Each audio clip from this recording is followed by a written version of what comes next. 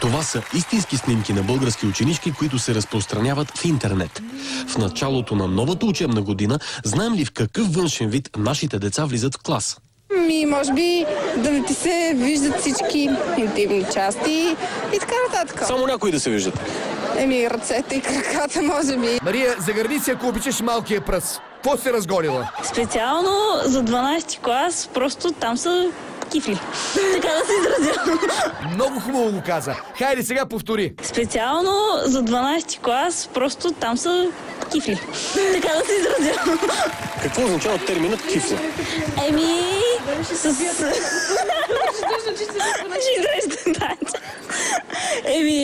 С прическата всеки ден трябва да се различа прическа, да не се повтаря с някой друго момиче, защото иначе не е хубаво. Не им е лесно в 12 клас, Рачков. Мъка ми е.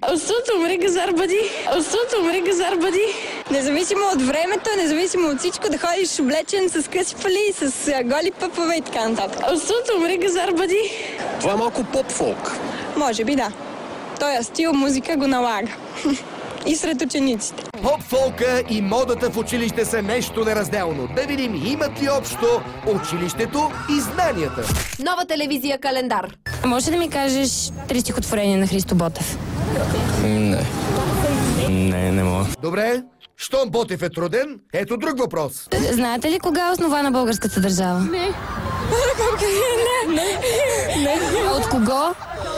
Не знам. Рачков, лесните въпроси са за малките.